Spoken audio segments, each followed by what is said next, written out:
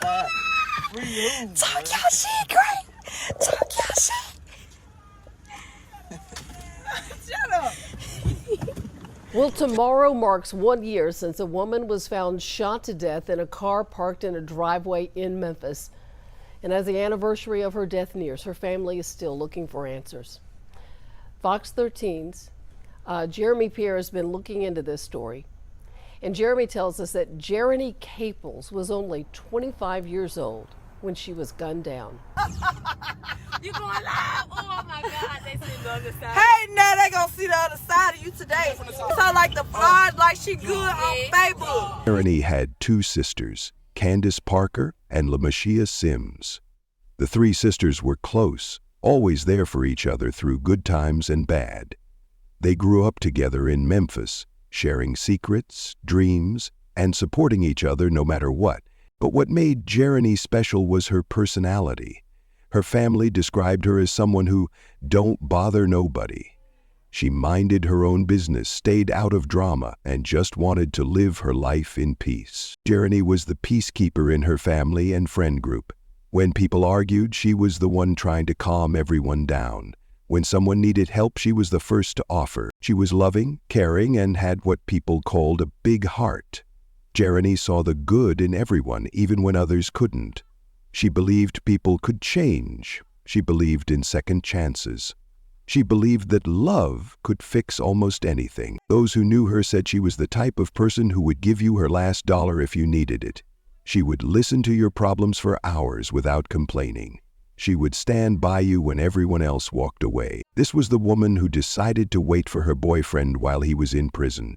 This was the woman who believed their love story could have a happy ending. This was the woman who thought picking him up from prison would be the start of something beautiful. Jiren Capable was a good person who deserved so much better than what happened to her. Love makes people do crazy things. For Jiren Capable, love meant waiting. Waiting through phone calls that cost too much money. Waiting through visits behind thick glass windows. Waiting through lonely nights when her bed felt too empty. Her boyfriend was in prison. The details of his crime don't matter as much as what Jerriny chose to do about it. While most people would have walked away, she made a different choice. She decided to stay. Prison relationships are complicated. They're built on hope more than reality. They survive on promises and dreams instead of daily life together. But for Jerriny, this wasn't just some fantasy. This was real love, and she was willing to fight for it. Every week, she would drive to the prison for visits. She would sit across from him, separated by glass, talking through a phone that made his voice sound far away. She would tell him about her day, about the kids, about how much she missed him. He would tell her how sorry he was, how much he loved her, how different things would be when he got out. The phone calls were expensive, but Jerriny didn't care. She would put money on his books so he could call her. She would answer every time, no matter what she was doing. Her friends probably thought she was crazy. Her family probably worried about her. But Jerriny had made up her mind. She believed in second chances. She believed people could change. She believed that her love could help him become a better man. While he was locked up, Jerriny was living like a single mom, but she wasn't really single. She was committed to someone she could only see through prison glass. She turned down other men who tried to ask her out. She spent her free time writing letters and planning for a future that felt so far away. The waiting was hard. There were nights when she cried herself to sleep, wondering if she was making the right choice. There were times when she felt angry about missing out on a normal relationship. But every time she thought about giving up, she would remember why she loved him in the first place. Jerriny had dreams about their life together when he got out. She imagined them going on real dates, not just prison visits. She thought about him meeting her children properly, maybe becoming a father figure to them.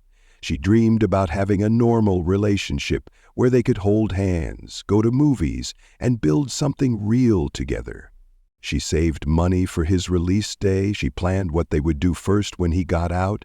She probably even thought about their future, maybe getting married, maybe having more kids. Maybe just being happy together. For months, maybe even years, Jerriny held on to these dreams. She sacrificed her own happiness, her own freedom, for someone who was behind bars. She put her life on hold because she believed their love story would have a happy ending. When his release date finally came, Jerriny was ready. She had waited long enough. She had been loyal long enough. Now it was time for their real life to begin. She had no idea that her loyalty would cost her everything. November 2021. The day Jerriny had been waiting for finally arrived. Her boyfriend was getting out of prison, and she was going to be there to pick him up. Jerriny probably couldn't sleep the night before. She had waited so long for this moment. All those visits behind glass, all those expensive phone calls, all those lonely nights. They were finally over. She was about to get her man back. She got dressed that morning, probably picking out something special. She wanted to look good for him. She wanted this day to be perfect. This was supposed to be the beginning of their real life together. The drive to the prison must have felt different that day. Instead of going there for a visit that would end in goodbye, she was going there to bring him home. Her heart was probably racing with excitement. After all this time, they were finally going to be together. When she saw him walk out of those prison doors, it must have felt like a dream come true. No more glass between them, no more time limits on their conversations, no more guards watching their every move. He was free, and they were together. Jerriny had planned this moment in her head 1,000 times. She probably imagined how it would feel to hug him without anyone telling them to stop. She thought about all the things they would do together now that he was out. The celebration she had dreamed about was finally happening.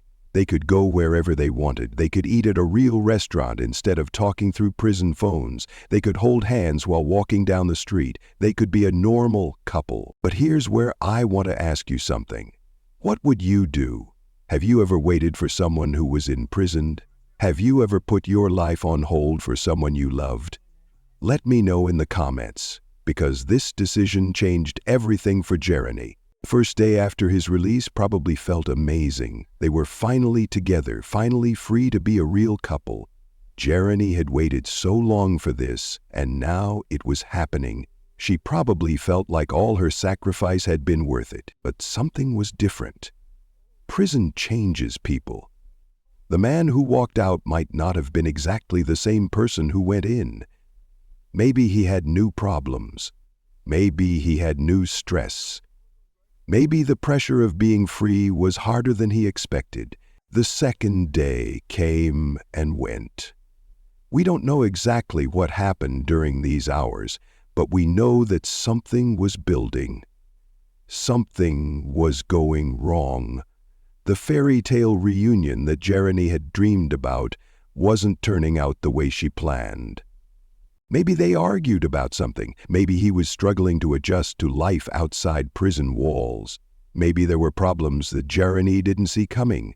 The details of those conversations will probably never be known, but we know that tension was growing. By the third day, whatever was happening between them had reached a breaking point. The love story that Jerriny had believed in for so long was about to become a nightmare. November 11th, 2021 started like any other day.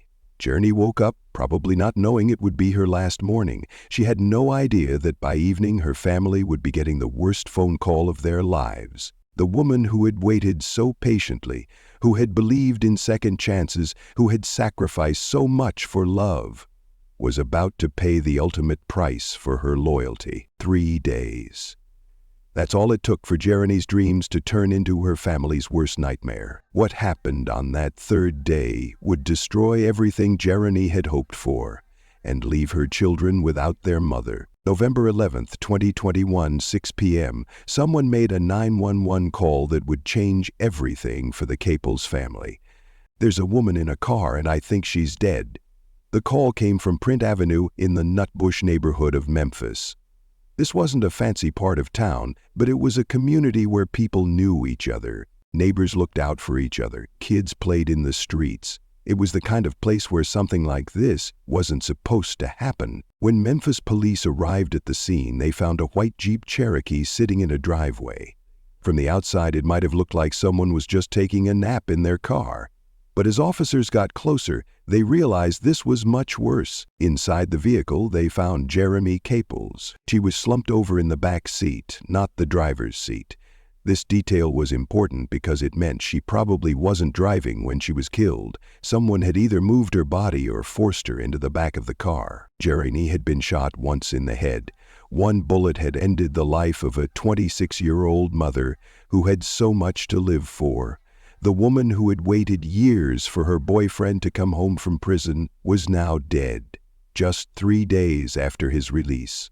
The scene was heartbreaking. Here was a young mother who would never see her children grow up, a daughter who would never hug her father again, a sister who would never laugh with her siblings again, all because someone decided to pull a trigger. Police immediately secured the area and began their investigation. They called for backup, crime scene investigators, and the coroner. Prin Avenue, which had been quiet just minutes before, was now filled with flashing lights and police cars. The officers who responded had seen a lot of terrible things in Memphis, but this case hit different. Jerriny looked so young, so peaceful, like she was just sleeping, but the reality was much darker. Detectives started asking questions right away. Who was Jerriny? Why was she in this neighborhood? Who would want to hurt her? When was the last time anyone saw her alive? As word spread through the Nutbush community, people started coming outside to see what was happening. Neighbors gathered on their porches, whispering to each other about what they might have seen or heard. Some people were scared. If someone could kill a young mother in broad daylight, who was safe? The news traveled fast in Memphis. Social media posts started appearing. People were sharing Jerriny's picture, asking if anyone knew what happened to her. Her family members were getting phone calls from friends who had seen the news. Jiren Capable, Jerriny's father, got the call that every parent fears. His daughter was dead. The little girl he had raised, the woman who had such a big heart, was gone forever. The pain in his voice when he talked to police was something the officers would never forget. Candace Parker and Lamisha Sims, Jerriny's sisters, rushed to the scene when they heard the news. They couldn't believe their sister was really gone. Just days ago, Jerriny had been excited about her boyfriend coming home. Now she was dead. And they didn't understand why. The crime scene investigators worked through the night, looking for any clue that might help them find Jerriny's killer. They took pictures, collected evidence, and interviewed anyone who might have seen something.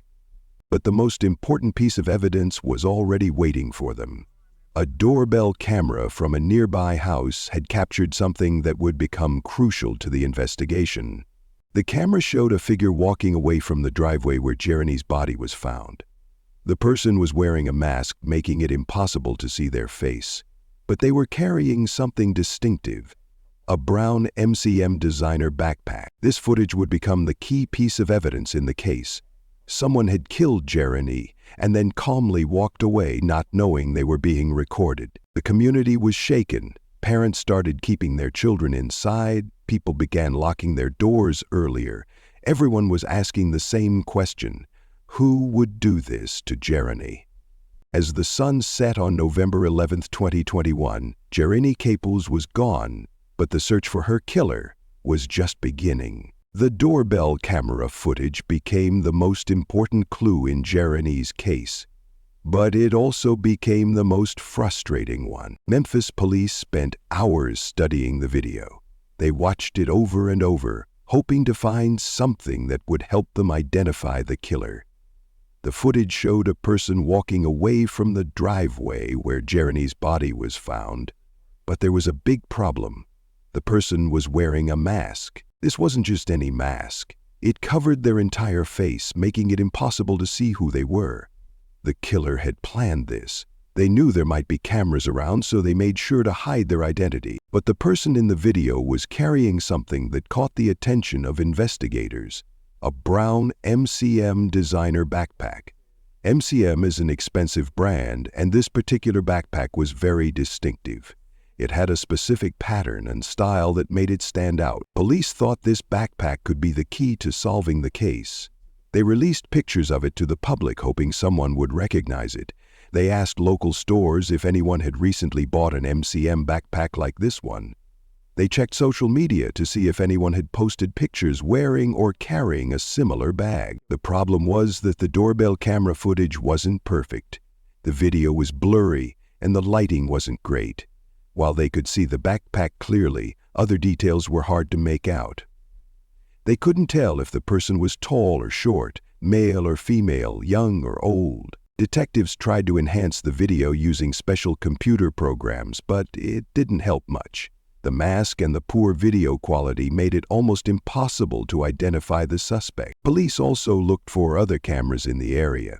They checked nearby businesses, other houses, and traffic cameras, but most of the footage they found either didn't show the suspect or was even worse quality than the doorbell camera. As weeks turned into months, the case started to go cold. Police had interviewed dozens of people, but no one had seen anything useful.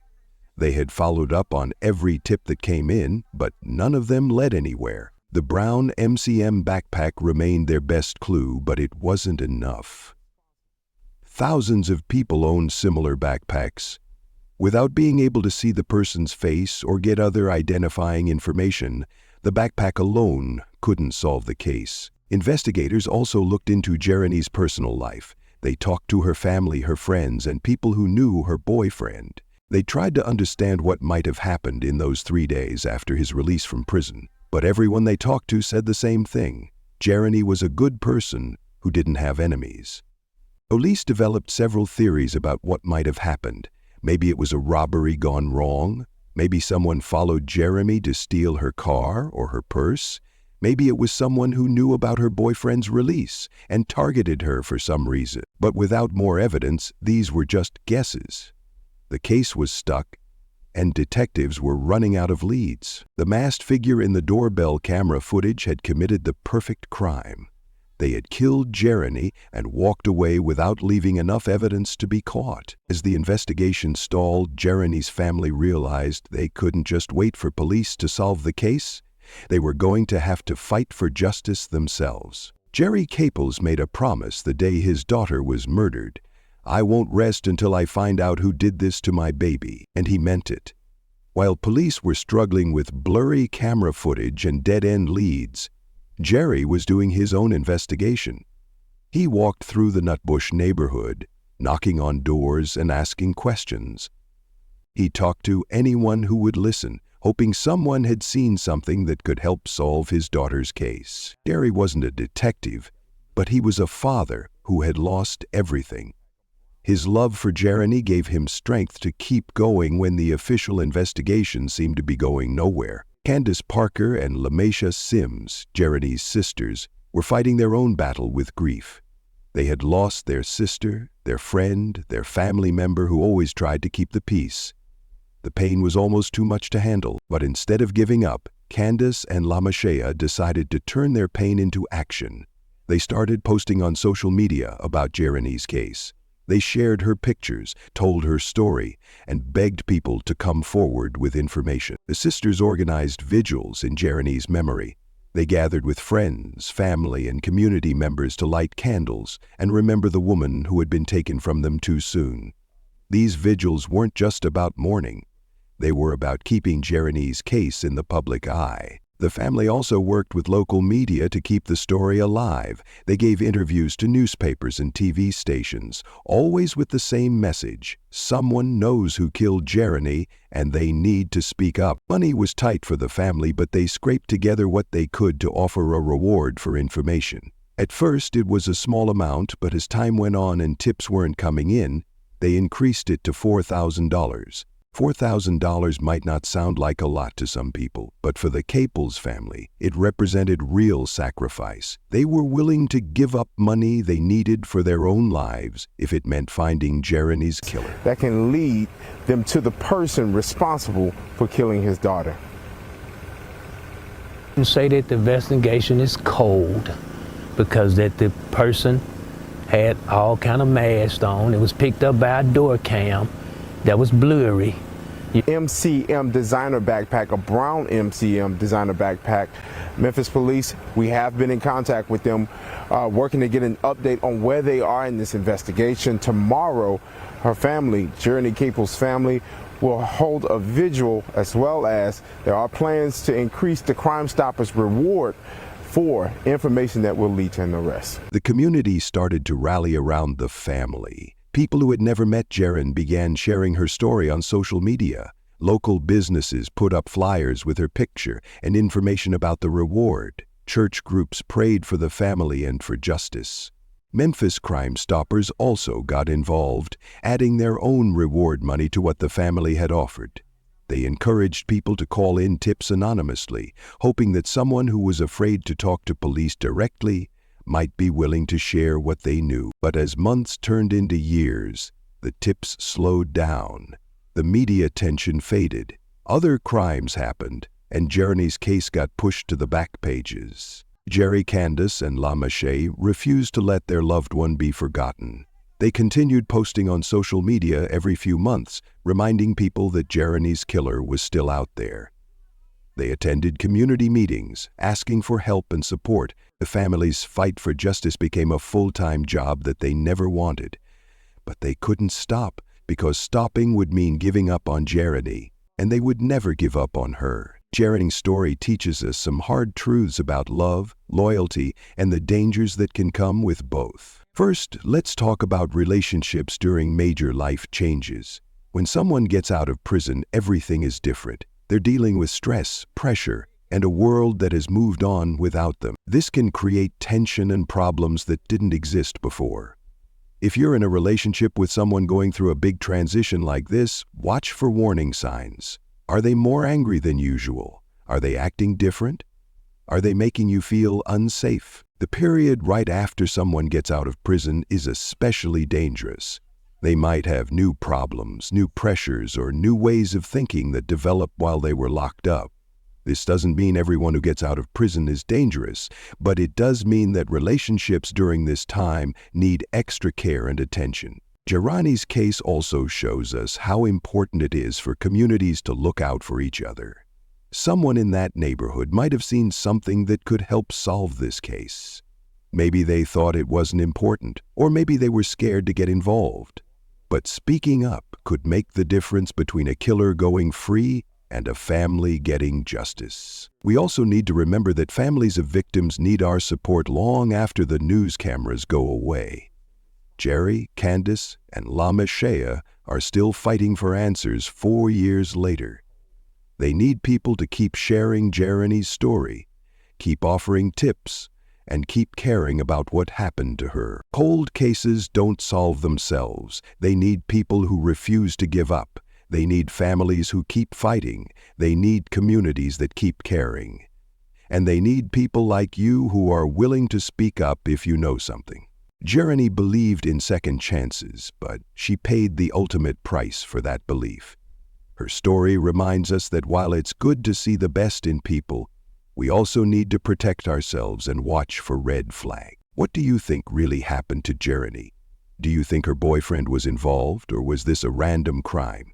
Do you think the person with the MCM backpack was someone she knew? Share your theories in the comments below. Sometimes fresh eyes can see things that investigators missed. The most important lesson from Jerriny's story is this: every victim deserves justice, no matter how much time has passed. 4 years have passed since Jiren Capable was found shot dead in that white Jeep Cherokee. 4 years of birthdays she'll never celebrate with her children. 4 years of holidays her family has to get through without her. 4 years of a killer walking free. The case remains officially open with the Memphis Police Department. Detectives still work on it when new tips come in, but without fresh evidence, there's only so much they can do. The brown MCM backpack is still the best clue they have, and they're still hoping someone will recognize it. But here's where you come in. If you know anything about this case, anything at all, you can help. You don't have to give your name. You don't have to get involved beyond making a phone call. But that phone call could be the one that finally brings justice for Jerriny. Maybe you saw someone with a brown MCM backpack around that time.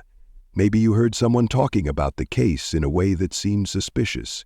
Maybe you know something about Jerriny's boyfriend or what happened in those 3 days after his release. Whatever it is, no matter how small it seems, it could be important. Jerriny's children are growing up without their mother. They're going to have questions about what happened to her, and right now, nobody has answers for them. These kids deserve to know that the person who took their mom away didn't get away with it. Jiren Caples is still fighting for his daughter. At his age, he shouldn't have to be walking through neighborhoods asking questions and begging for tips. But he won't stop because he can't stop. Jerriny was his baby, and he needs to know who took her away from him. Her loved ones are still posting on social media, still organizing vigils, still hoping that someone will finally speak up. They've turned their grief into a mission, but they shouldn't have to fight this battle alone. The person who killed Jerriny is still out there. They might have killed again. They might kill again. Every day this case goes unsolved is another day a dangerous person walks free in Memphis. Jerriny's legacy lives on through her children, but her story won't be complete until her killer is caught. Jiren Capable was more than just a victim. She was a mother, a daughter, a sister, and a woman who believed in love even when it cost her everything. Her story reminds us that behind every crime statistic is a real person with real dreams that were cut short. If this story touched you, if it made you think, if it made you want to help, then hit that subscribe button and ring the notification bell. We cover cases like Jerriny's because these victims deserve to have their stories told. They deserve to be remembered, and they deserve justice.